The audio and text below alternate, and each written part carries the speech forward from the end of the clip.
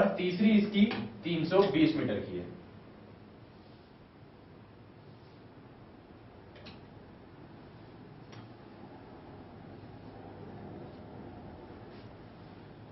अब इस वाले खेत में, जो कि पहला ये खेत है, इस खेत में ये गेहूं उगाती है।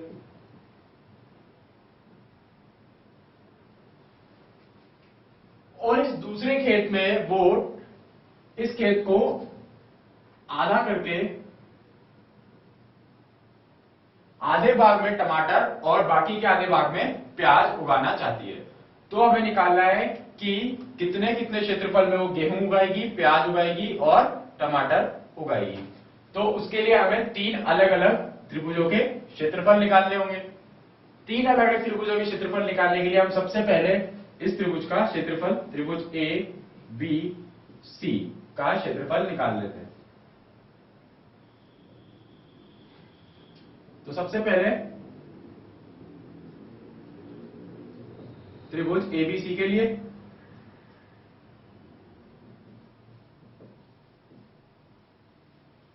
जिसमें हमें गेहूं उगाना है, तो इसके लिए तीन भुजाएं, ए बराबर 360, बी बराबर 240 और सी बराबर 200 मीटर दी हुई है। तो हमारे पास अर्थ परिमाप S बराबर 360 प्लस 240 प्लस 200 मीटर आता है। इसके हिसाब से हमारे पास 360 प्लस 240 यानी कि 600 और 200 800, 800 बटे 2 बराबर 400 मीटर अर्थ परिमाप हमें मिलता है। अब अगर 400 मीटर का अर्थ परिमाप है तो इस त्रिभुज का क्षेत्रफल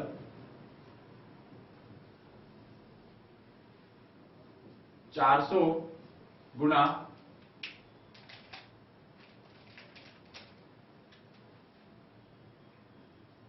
400 माइनस 360, 400 माइनस 240 और 400 माइनस 200, तो हमारे पास आता है 400 गुना 40 गुना 160 गुना 200। इसको सॉल्व करने के बाद हमारे पास बचता है 16,000 गुना √2 सेंटीमीटर मीटर स्क्वायर, क्योंकि सभी भुजाएं मीटर में दी हुई है, इसके लिए हमारा क्षेत्रफल होगा मीटर स्क्वायर में 16,000 √2 मीटर स्क्वायर।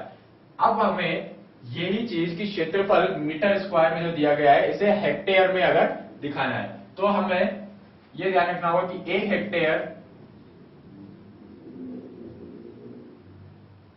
बराबर होता है 10,000 मीटर स्क्वायर के।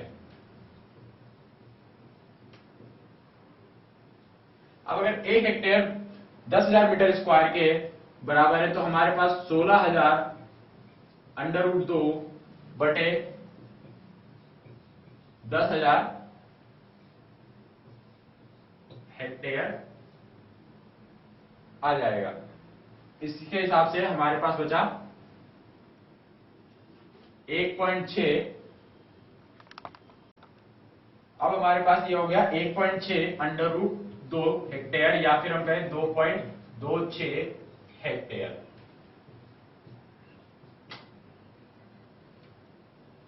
ये हमारे गेहूं वाले का क्षेत्रफल, कि हमें गेहूं कितने में उगाना है, वो है 2.26 हेक्टेयर में। अब हम निकालते हैं कि हमारे इस खेत में टमाटर और प्याज के लिए कितना क्षेत्रफल आएगा। इसमें हम देख सकते हैं कि उसने अपने खेत को आधा किया है। अगर उसने अपने खेत को आधा किया है तो हम इस पूरे खेत का क्षेत्रफल निकाल लेते हैं और फिर उसको आधा कर देंगे, तो हमारे पास दोनों ही खेतों का क्षेत्रफल आ जाएगा। हमें अलग अलग दो त्रिभुजों का क्षेत्रफल निकालने की कोई जरूरत नहीं है।